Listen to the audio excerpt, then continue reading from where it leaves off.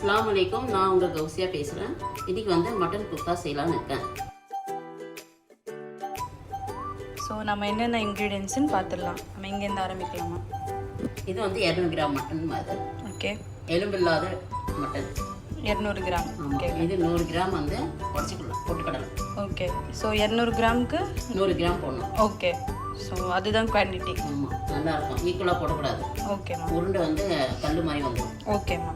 இது வந்து 2 தக்காளி, 2 வெங்காயம், ஓகே, 3 ஸ்பூன் வந்து மிளகாய்த்தூள், ஓகேம்மா, பட்டை கொஞ்சோண்டு, 4 ஸ்பூன் வந்து தனியாத்தூள், சோம்பு, கசூரி மேத்தி, மஞ்சள், இஞ்சி பூண்டு பேஸ்ட்டு, கொத்தமல்லி.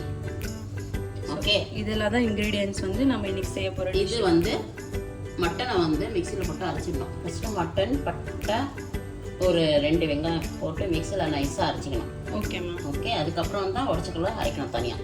ஓகேம்மா.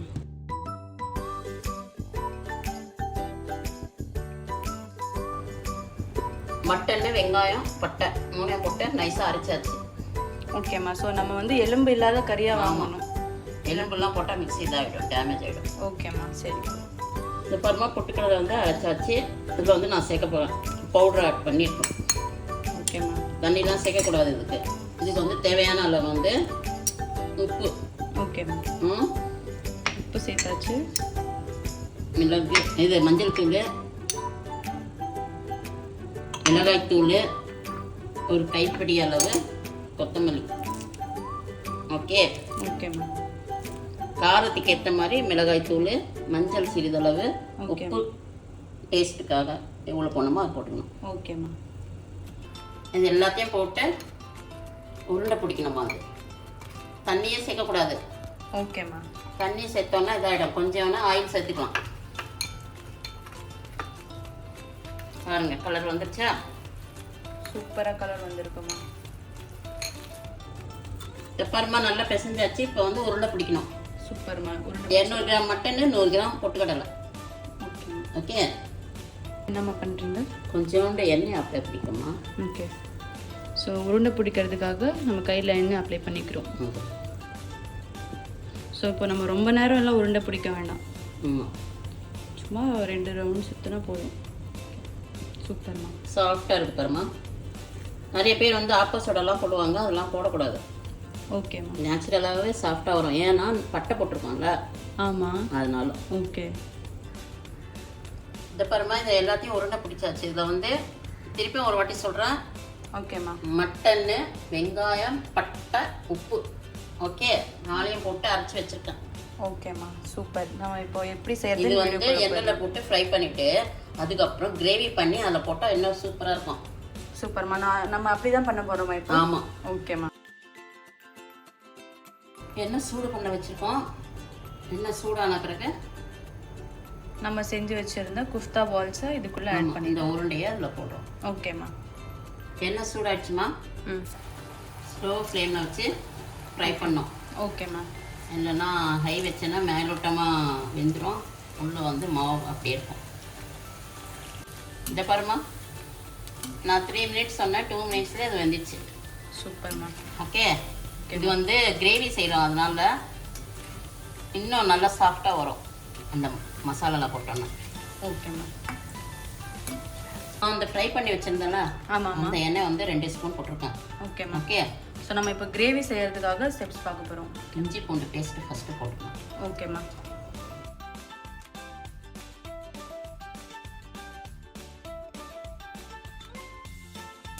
இஞ்சி பூண்டு பேஸ்ட்டு, ஓகேம்மா, சோம்பு, தனியாத்தூள். என்ன நம்ம ஆட் பண்ணிப்போம் இதில்? எண்ணெயில் வந்து இஞ்சி பூண்டு பேஸ்ட்டு, ஓகேம்மா, மஞ்சள் தூள், தனியாத்தூள், ஓகேம்மா. அவ்வளோதான். இப்போ இது நல்லா மிக்ஸ் பண்ணி மிளகாய் தூள், சோம்பு எல்லாத்தையும் போட்டு வதக்கியாச்சு. அதுக்கப்புறம் வந்து வெங்காயம் போடணும். தக்காளி, வெங்காயம் அரைச்சி வச்சுருக்க வெங்காயம், தக்காளி எல்லாம் போட்டு நல்லா கிண்டி விட்டுடணும். ஓகே. ஓகேம்மா. ஆல்ரெடி வந்து உருண்டெல்லாம் போட்டு வச்சுக்கிறோம் நம்ம ஃப்ரை பண்ணி வச்சுருந்த உருண்டை. ஆமாம். இது தேவையான அளவு உப்பு சேர்த்துக்கணும்.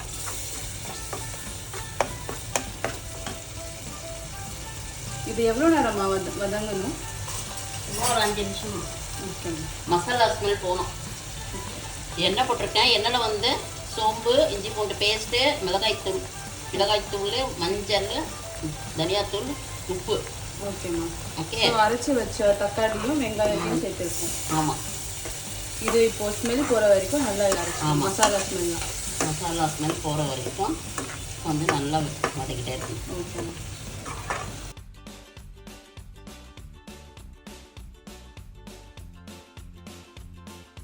இதில் வந்து 1 டம்ளர் தண்ணி சேர்த்துருக்கேன். ஓகேம்மா. இது கொதிக்க விட்டுட்டு அதுக்கப்புறம் உருண்டையை போட்டுடணும். ஓகேம்மா. உருண்டை போடும்போது கசூரி மேத்தி, கொத்தமல்லி எல்லாம் போட்டு ஊற்றி விட்டுடணும். கொஞ்சோண்டு பட்டர் சேர்த்தா இன்னும் டேஸ்ட்டு கிடைக்கும். அப்படியாம்மா? ஓகேம்மா. ஓகே. இந்த பாருமா, இந்த மசாலா வந்து நல்லா கொதிக்க விட்டாச்சு.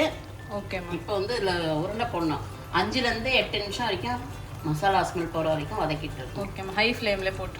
ஆமாம். ஓகேம்மா. இப்போ பாருமா, ஃப்ரை பண்ணி வச்சுருந்த உருண்டையை இதில் சேர்த்துடலாம்.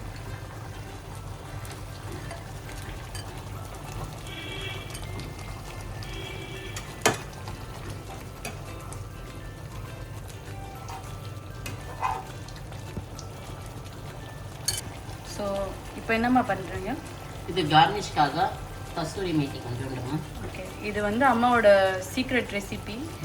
எல்லா டிஷ்லேயும் இது ஆட் பண்ணிடுவாங்க. செம்ம டேஸ்ட்டாக. கொஞ்சோண்டு பட்டர் சேர்த்துக்கணும், டேஸ்ட்டு நல்லா கிடைக்கும். ஓகே. ஓகேம்மா. அவ்வளோதாம்மா, நம்ம இது முடிஞ்சிச்சும்மா. சுவையான மட்டன் குஃப்தா ரெடி.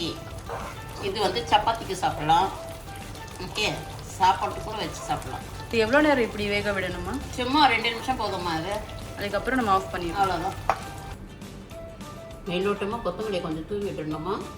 சுவையான மட்டன் குஃப்தா கிரேவி ரெடி. ஓகே, சப்பாத்திக்கு வச்சு சாப்பிடலாம், இடியாப்பம், வெறும் சாப்பாடு நல்லா இருக்கும். கௌசியா கிச்சனுக்கு லைக் பண்ணுங்கள், ஷேர் பண்ணுங்கள், சப்ஸ்கிரைப் பண்ணுங்கள். என்ன வேணுமோ சொல்லுங்கள், இன்னும் அம்மா வந்து செஞ்சு காட்டுறேன். ஓகே. உங்களுக்கு என்ன டிஷ் வேணுமோ கமெண்ட் பாக்ஸில் ஷேர் பண்ணுங்கள். இதே மெத்தடில் செஞ்சு சாப்பிட்டு எனக்கு கமெண்ட் பண்ணுங்கள்.